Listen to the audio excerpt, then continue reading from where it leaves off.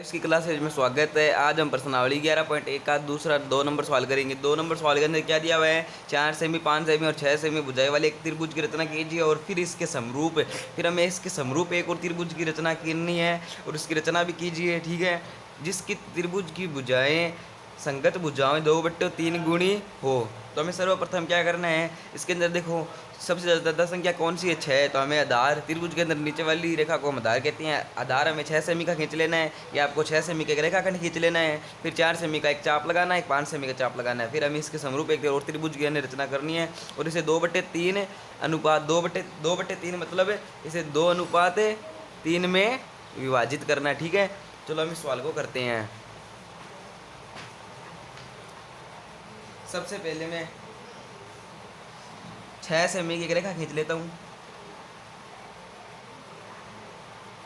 और ये मैंने 6 सेमी की एक रेखाखंड खींच ली है। यहाँ तक ये सॉरी गलती से आगे खींच ली है और इसको आगे से साफ कर देते हैं। फिर इसको नाम दे देना है, इसको कह देना ए और इसको बी। ये हो गया हमारी 6 सेमी की। अब हमें क्या करना है? प्रश्न के अंदर दिया हुआ है 4 सेमी और 5 सेमी। तो मैं ए को केंद्र मान के 4 सेमी का एक चाप लगाता हूँ और बी को केंद्र मान के 5 सेमी का। ठीक है, आपको ए को केंद्र मान के थोड़ा बड़ा कर लेना है। मैंने जब 4 सेमी का लगा दिया है और ये देखो मैंने 5 सेमी का भी खोल लिया है। बी को केंद्र मान के 5 सेमी का चाप लगा दिया है। अब इन दोनों को मिला देना है। इसको दे देना है यहाँ पर 5 सेमी और इसको यहाँ से मिला देना है। इसको नाम दे देना है 4 सेमी। ठीक है, अब हमें प्रश्न के अंदर दिया हुआ है इसको न्यून कोण बनाकर, न्यून मतलब प्रश्न के अंदर नहीं दिया हुआ है, न्यून कोण बनाकर हमें करना है इसको। समझ गए? तो हमें किस अनुपात में विभाजित करना है? अनुपात दिया हुआ है हमें 2/3 गुणी।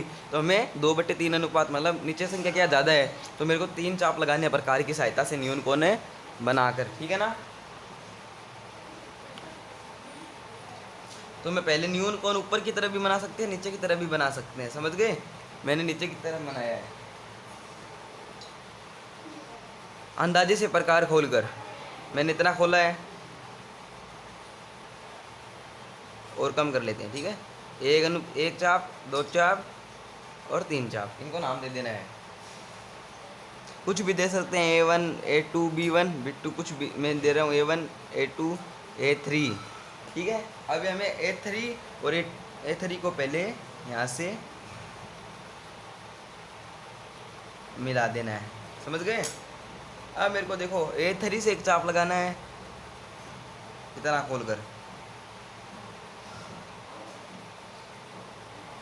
थोड़ा सा कम खोलकर, जितना चाहो उतना खोलो पर थोड़ा सा कम खोलकर।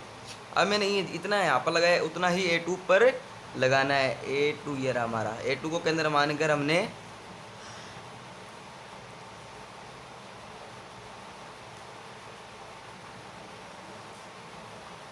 लगा दिया है। अब ये और ये नापो कितना है, जितना था इतना मैंने देखो इस रेखा को सॉरी इस चाप को इस चाप को नापा है, इसके बराबर है ये दोनों। तो मेरे को यहाँ पर रखे A2 को, सॉरी A2 पर हमने जो चाप लगाए थे यहाँ पर रखे है, प्रकार को यहाँ पर रखकर एक चाप यहाँ से लगाना है। समझ गए? अब हमें देखो ये चाप आया है ना, उसको इस रेखा से 6 सेमी वाली रेखाखंड से मिलाना है और ये देखो मिला दिया। और इसी प्रकार हमें ऊपर करना है। अंदाजे से प्रकार खोलो, इतना खोला मैंने।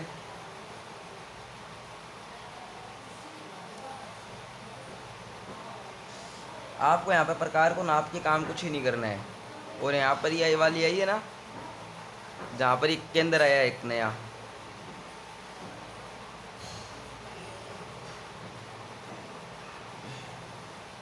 ये आ गया। फिर ये और इसको नाप कर इतना सेमी है, यहाँ पर केंद्र मान के एक चाप लगा दिया। अब इन सबको मिला देना है।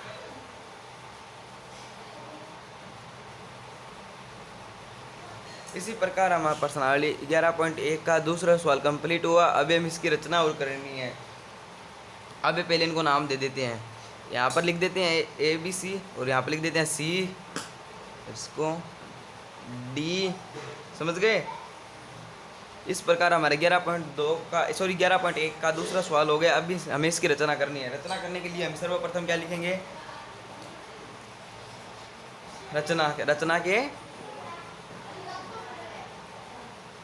रचना के प्रकार।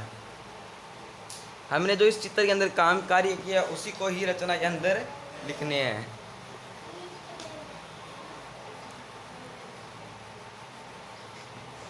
पहला पॉइंट क्या होगा? हमने सर्वप्रथम 6 सेमी की रेखाखंड खींची। दूसरा पॉइंट क्या होगा? ए को केंद्र मानकर 4 सेमी का चाप लगाया और बी को केंद्र मानकर 5 सेमी का चाप लगाया। समझ गए? ए को केंद्र मान के 4 सेमी का और बी को केंद्र मान के 5 सेमी। और ये देखो मैंने लिख लिया, ए को केंद्र मान के 4 सेमी का चाप लगाया और बी को केंद्र मान के 5 सेमी का चाप लगाया, और जिससे हमें सी केंद्र प्राप्त हुआ। ये देखो यहाँ पर हमें सी प्राप्त हुआ, ये भी लिख लेना आपको, सी प्राप्त हुआ। फिर हमने बी को केंद्र मान के न्यून कोण बनाया। लिख लेना, बी को केंद्र मान के न्यून कोण बनाया। सॉरी, बी को केंद्र मान के नहीं, ए को केंद्र मान के। आप बी को भी केंद्र मान के बना सकते हैं। मैंने ए को केंद्र मानकर न्यून कोण बनाया, ए को केंद्र मानकर न्यून कोण बनाया। न्यून कोण बनाने के बाद में हमें क्या प्राप्त हुआ? हमें प्रश्न के अंदर दिया हुआ था अनुपात 2/3, तो हमें A1 A2 A3 प्राप्त हुआ। हम लिख लेते हैं, न्यून कोण बनाने पर हमें A1 A2 A3 प्राप्त हुआ। और इस प्रकार मैंने रचना कर ली है। तीसरा पॉइंट आया हमारा न्यून कोण BAX की रचना की हमने। ये देखो ये हमारा तीसरा पॉइंट। चौथा पॉइंट क्या है? किरण AX पर समान चाप लगाए A1 A2 A3। मैंने वहाँ पर D नाम लिखा था, आप X भी लिख सकते हो, कुछ भी लिख सकते हो यहाँ पर नाम, कुछ भी। समझ गए?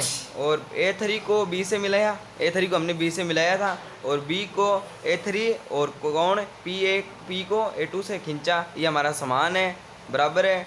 और 20C बराबर 30C खींची। इस प्रकार त्रिभुज ABC और त्रिभुज APC की रचना होती है। रचना का औचित्य सिद्ध करने के लिए आपको ध्यान दीजिए, रचना का औचित्य सिद्ध करना आपको जरूरी नहीं है। प्रश्न के अंदर दिया हुआ आ जाए औचित्य करना है तो हमें औचित्य करना है। ये तो मैंने ऐसे ही कर दिया। इस प्रकार हमारा 11.1 का दूसरा सवाल कंप्लीट हो चुका है।